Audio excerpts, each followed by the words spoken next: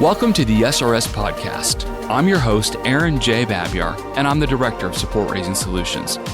Whether you are a new ministry worker or a veteran looking to increase your competence and confidence, Support Raising Solutions seeks to bless you in your quest to be a spiritually healthy, vision-driven, and fully funded Great Commission worker. My guest today is Micah May, and Micah is a good buddy of mine and also a trainer of the Support Raising Solutions boot camps. He does it in-house for the Fellowship of Christian Athletes, and sometimes he does it with me publicly. I don't like to call that the outhouse, but he does do it with me publicly quite a bit. And Micah and I have a good time together. I already made him laugh, so that's good. But Micah, you and I have got quite a history of being able to serve leaders by training them with different things related to MPD or support raising or whatever the term that people is that they want to use. But first of all, let me just say welcome, my friend. Yeah, Aaron, it's good to be here and always love talking about ministry partner development. You know, when I went to the boot camp that Steve Shadrach did in 2010, it had a huge impact and pretty much transformed my ministry. So my passion to talk about this topic is it really comes from personal experience. Yeah. I know that you and I have had a chance to talk quite a bit before about just the whole process of preparation, of getting ready before people really launch into support raising. And I think to some that might seem a little bit kind of like, well, why? Just start doing it. You know, start asking people to join your team. Why waste your time waiting around? It's all on God anyway, so just get going. And though I think you and I might agree with the faith involved in that, there's some real competency, some real preparation issues that I know we have both noticed. When you were first getting started out in support raising, I know that you definitely had some challenges before you had any training.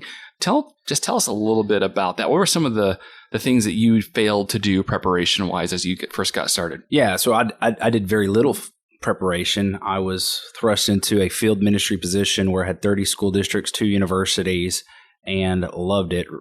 Was going Mach 1, just doing ministry all the time, but did not take the time to develop a plan for ministry partner development. And really, about 3 years into it, I knew I needed help. And I had a good friend of mine that had just went through a boot camp. And in just a matter of a few months, he got fully funded. And I called him up. I said, hey, you got to tell me what was your secret. And rather than him tell me his secret, he just said, you got to go to boot camp. And that's what I did. And it was there that I learned some of the strategies in preparation. Mm-hmm. And so I pretty much went from no strategy to having a game plan. And right. That's what I'm looking forward to talking about today. Okay, great. Yeah, I know that some of the listeners have probably been through a boot camp, and there's probably some people on here that haven't. And so let me just clarify from go here. If you've never been to a boot camp, you don't have to have gone to a boot camp to listen to this podcast. You're obviously welcome to. And yet, as a matter of information and training, you betcha we think you should listen to the God Ask. You betcha we're glad you're listening to this podcast. And there's other resources out there, but there's a lot of training that happens in a boot camp that are a little bit some skill sets that might be a little bit unique to it, that time and again, I know I've heard from people that have said, man, I thought I was really ready to raise my support, but I wasn't until I got some training as well. So I know that was true for you, Micah, and it's true for me as well. But Micah, I know that there's a while back too, you even wrote an article for Support Raising Solutions about some crucial steps that are involved in the preparation process of getting fully funded. So just kind of jump in a little bit, if you would, and just share some of those things and some insights and wisdom that you've learned that might be really helpful for a listener. Yeah, well, success is a planned event. And those that fail to plan, they plan to fail. And so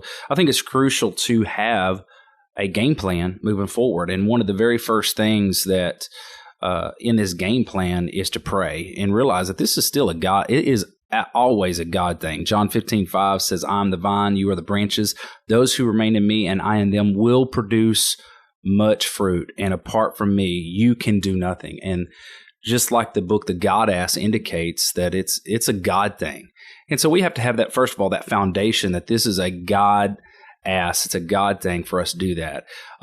Moving forward, once we've had that established, I think it's crucial Some people like to just get started. Oh, I've got 20 names on my list. I'm going to go ahead and call them up and have those appointments. Which 20 names seems like a lot at first, doesn't it? Yeah, you go through those in about one day.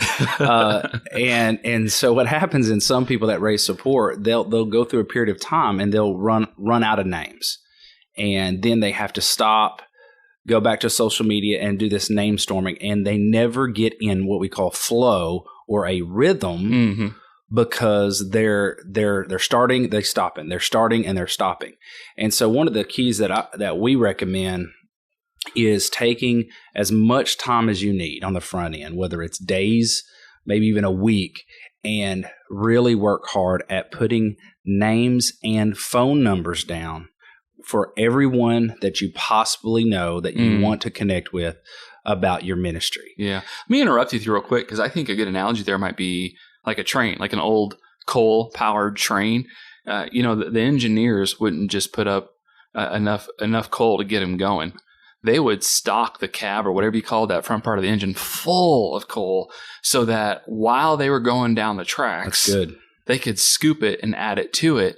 And yet when support raisers get going, a lot of times they only got those 20 names, and it's almost like that train slows and they realize, oh, we got to go get some more coal somewhere. Yeah, absolutely. And that's really what we want you to do, is to have all those names and phone numbers written down, organized. Maybe it's Excel spreadsheet, having that plan in place so that once you get your support raising train going, that you never have to stop. You just continue to add coal to the fire and fuel to the engine, so to speak, and to keep moving on. So that's one of the big ones that a lot of people overmiss. They think if they have 50 names or 80 names that they have enough, and really it's not. It's enough to get started, right? But really, we recommend you having 500 names and phone numbers. Okay, I was just going to ask you that number. Yeah, because I've heard a lot. I've heard 300. I've heard 500. I've heard 1,000. Yeah, it's it's different for everybody, depending on. But really, we found that 500, 600, 700 names with phone numbers is what we recommend. Not everybody gets there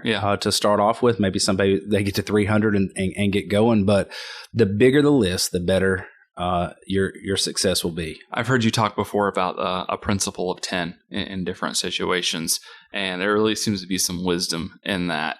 I don't even remember where you got it or whatever. I think I was reading a book called The 10X Rule by Grant Cardone. Okay. And it's a secular book that just talks about whatever number you think you need, multiply it by 10, and you will definitely get there. And it's almost like shoot for the stars, you'll land on the moon.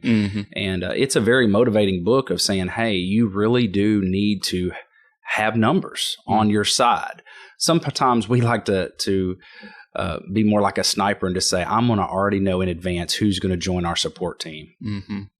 And we want to handpick those. But really, God is the one that has them. He's challenged us to go share the vision, ask people to partner with us. You really dropped some extra wisdom right in that statement. And I fully believe in everything you just said. But I don't know if there's enough ministry workers that are raising or about to start raising support that really understand to the point of knowing and owning what you just said about it's God's the one that's going to lead people to our team. Let's do a bit kind of little sidetrack on that real quick when it comes to name storming. I don't know. I think it's probably been about 12 years or so since you raised your support. Is that right? About 8. About 8. When I went through boot camp. Okay. All right. So about 8 years ago. So when you at that time when you were doing your name storming, and you were trying to get organized and all that stuff, just wild, I don't want to say it's a wild guess, but think back as best you can 8 years or so ago of everybody that was on your list that you thought, oh, that's a shoo-in. They're going to join my team. And oh, yeah, I got that person. And you began to realize it doesn't always shake out that way. What was just a guess of how many people, what percentage of your list that you thought for sure was going to join your team actually did? I don't being 8 years ago, slept since and don't have the exact percentage, but you're right that there's people that you think would be, definitely in. And then there's some people that I didn't even, maybe they were a referral. I didn't even have them on my original list that met with, and they surprised me at joining our team. And so there's that deal is that do we have enough faith to trust God to do our part? Sometimes we want to force it. We want to say, these are the 50 I want on my team, and I'm going to just stay with them. Right. Till they join, and God's like saying, hey, I've got the 50 or 60 or 70 people on your team. Right. Are you willing to take the no's? Because God does something deeper in this support raising process. Mm-hmm. He works on our hearts. Okay. And so he may intentionally have people that might even, that you thought were shoe-ins, Mm-hmm. for sure going to support you, say, not right now, because he's doing a deeper work in your heart. Yeah. Let's take a few seconds to mention an important resource that can be helpful for support raisers. CMM Press has published another great book that is not only for those who raise their personal support, but also they oversee teams or even an organization whose staff teams raises their own personal support. Scott Morton is a champion for biblically based ministry partnership development, so I highly recommend that you pick up a copy of his book called Blind Spots. It's available at cmmpress.org, where you can receive a 10% discount if you use the code SRS Podcast. And I truly believe that support raising is preparation for ministry. Amen. And the way we raise support many times is the way we'll do ministry. And so there's a process that happens that we don't always understand. We'll have one staff person that goes out and is just having all kinds of success. And then you'll have another staff person that is running into all kinds of challenges. Mm-hmm. But either way, they are both different, but I believe God's doing inside of them what they need at that time. Yeah. Yeah. That name storing thing, I'm thinking back to the train analogy again. I really made that mistake a lot when I was getting going. And it was really hard for me to learn, no, stay sat down, Aaron.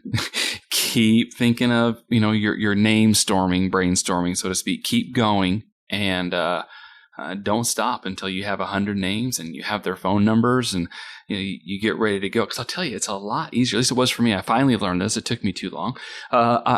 It was a lot easier when I couldn't get an appointment or I heard a no from someone, when I didn't have to go back and do that extra work of kind of go and find the coal again. Well, I already had it. I was ready to go. I had my next 10 names I could start calling to try and set up appointments. And that momentum thing was greatly influenced once I actually had a much larger list of names than what I ever thought I would need. And it turns out I needed all of them.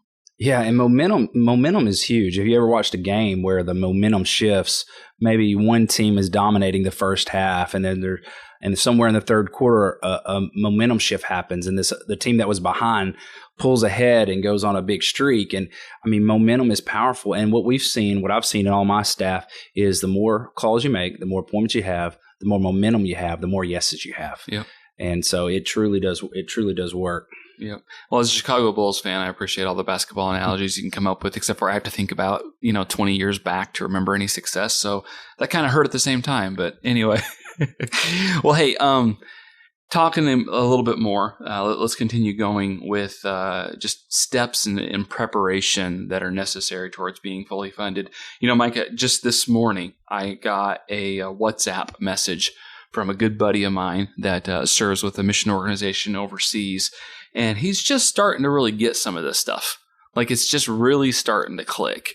And it was actually a very encouraging message I got from him that basically said, okay, I'm in. I need to start doing this stuff, which I'm thrilled about because it's a good buddy of mine I've prayed for years. But now that he's starting to get going, I'm really cognizant and go, man, he's really going to have to press reset on getting organized. It's going to be hard for him as a veteran missionary to kind of go back and go, some of the things that I did not so well that got me to this place where things aren't going so great, I'm going to have to really rethink and rework all that. And part of that, I know for him what's coming next, it just has to be his time goals. I know his time goals right now are a little bit unrealistic with his travel schedule and everything he wants to pull it off. So I know you've learned a lot about time goals, and tell us a little bit more about that. Well, when you think about starting and stopping, going back to your train analogy, I mean, it takes a lot of energy to get the train started. Mm-hmm. And then it takes energy to stop it, and then energy to start it and stop it. And so what we've seen, the most successful missionaries that have raised their full support in 3, 4, 5 months is they've gone on an all-out blitz. They've set some goals and some times and said, this is my start date, this is my completion date, and I'm going to go get it. And they have a game plan in place. And Zig Ziglar once said, you can't hit a target you cannot see, and you cannot see a target that you do not have. And so until you sit down and say, these are my goals, and this is the time frame that I'm going to hit those goals, you're not going to hit them. Because what typically happens, and this is something that I dealt with early on, is we are drawn to field ministry first. Even though support raising and ministering donors, it is ministry, a lot of times we're too busy ministering in the field to take a time out or to stop to raise support. So literally that's what we have to do. We have to put together a plan in place and set some goals of saying, hey, this is a must do. We have to raise X amount of dollars. Let's say we're 20% short of being fully funded. We're going to raise 20% in the next 2 months. And here's the game plan for how to do it. Right.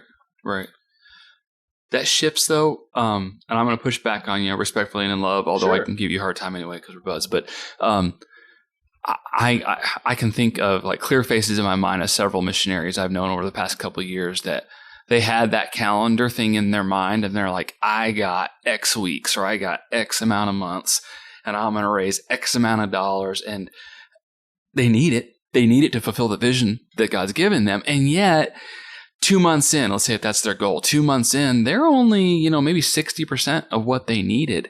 And I'll tell you, the major temptation, and I'm sure you've seen this too, the major temptation then is, well, I guess that's all God wanted me to have was 60% of that 100% I thought we needed. I'm going to go ahead and go back to Thailand now. I'm going to go ahead and move back to, and it's like they step right back into the same rut.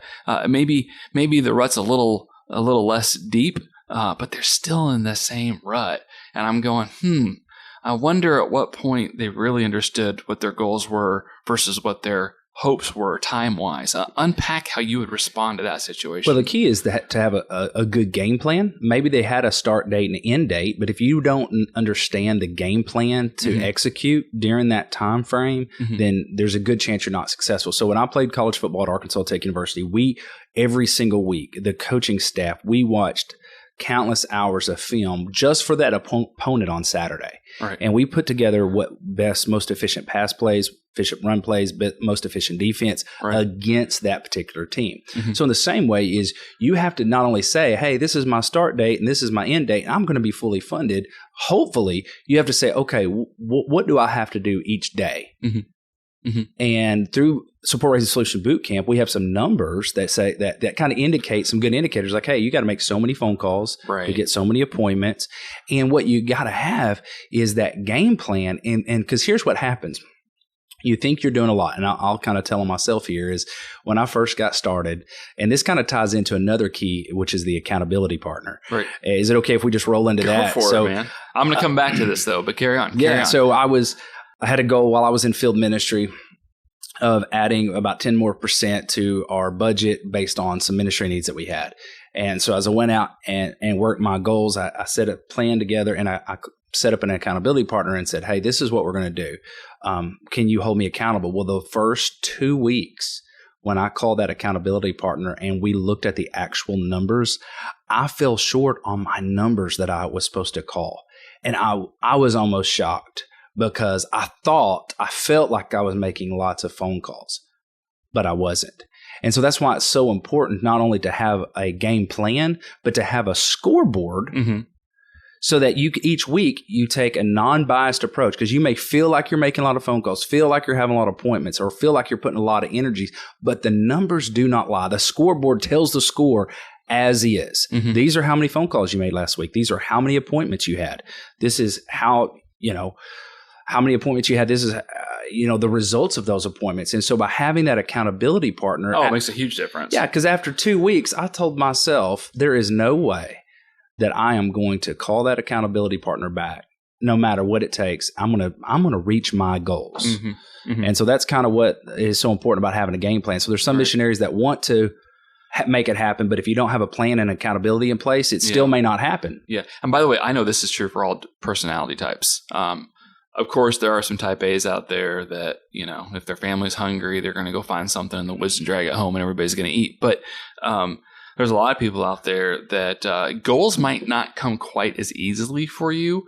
And for both groups of people, I would say you still need a coach. You still need an accountability partner. You still need someone that's just doing a check-in or that you're checking in with, and they go, "Hey, how's it going? Well, what's going on here? Are there some blind spots there? How are you doing? And just they're checking in with you, but also they're helping you not slide and go, well, I meant to get X amount of appointments, but it rained on Friday, so I only had Y, well, my wife's job got really busy last week, so I'm not doing. And you kind of need that person in your life that goes, I'm sorry, excuse me, what? No, this isn't what we talked about, what we agreed to, and they're more like that CrossFit coach than anything else. But anyway, yeah, and some type A's they don't feel like they need an accountability partner. Oh, I got this. Oh, absolutely. Yeah. Well, if you don't need an accountability partner, then your accountability call will take about 5 minutes, and everything's good. You just go over your stuff, and you're good. Yep, doesn't take long at all. What we find is that no matter what your personality types, everybody needs accountability. Yes, and because what's going to happen is there's going to be distraction. There's going to be life. The enemy does not want you to be successful. Does not want you to be fully funded. Mm-hmm. And so that's why that accountability partner is so crucial. And I think of one of my buddies named Chris who put together a plan for his accountability partner. Mm-hmm. And then within that plan during the summertime, he was supposed to make a support raising trip and go back to his hometown, meet with people. Well, it came to that time and he really didn't want to go. He told his accountability partner, hey, I just don't think I can afford to go. I don't think I can make it. I don't think the timing's right. But the accountability partner pushed back and said, hey, Chris, this is what you said you needed to do. Right. To get fully funded. Right. I really think that you need to stick with the original plan. Good. And so Chris did that. He went back home, and from just that support raising trip back home, it finished out his support raising goals. Praise God. So how important is it for Chris to have that accountability partner? Of course, it was Chris's plan that he laid before the Lord, but if it wouldn't been for that accountability partner, he wouldn't have done it. He wouldn't have gone, and he wouldn't have gotten fully funded. Oh yeah, such a good word. Hey, let's swing back then on the time thing. So that analogy I gave you, which is actually not just an analogy, it's something that I've seen time and again. What do you tell that leader who's kind of funded, not almost funded, and they're out of time, but they want to go ahead and they want to move back overseas, and yet they're not where they need to be? Like, what would you? I mean, I realize those are very personal situations, but generally speaking, what would your advice be? Yeah, well, I think of a friend of mine who was in ministry for over 20 years and was never fully funded, and then left the ministry. Upon his exit, when I heard he was leaving, I met with him just to try to share with him how monthly partners and having a ministry home team could really, financial home team could really help out. And as he looked at my list, he was just blown away at just the different monthly partners and how it all could. And he said, man, if I'd have had this before. Mm. And so think about what would 3 more months of support raising, 6 more months of support raising, even if it was hard, even if it was challenging, which it is. What if I have to pay a fee to change my plane ticket? I already bought my plane ticket, Micah.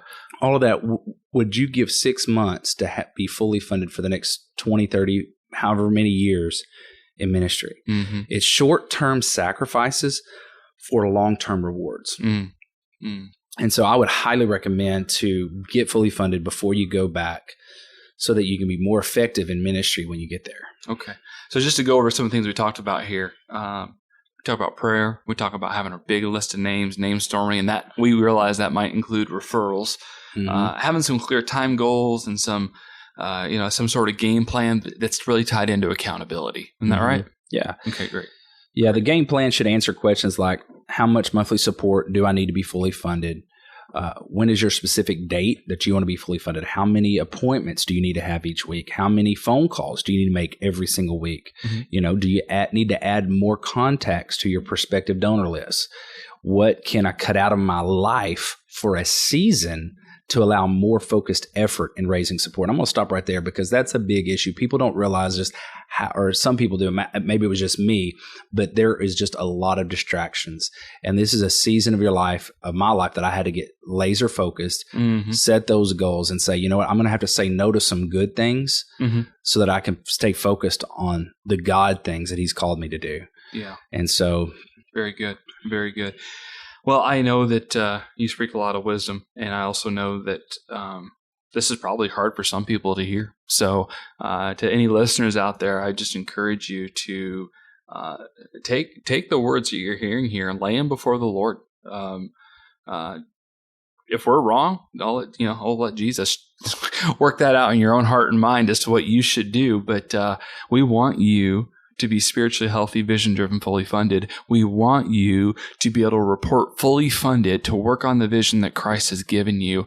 And we don't want you to be distracted.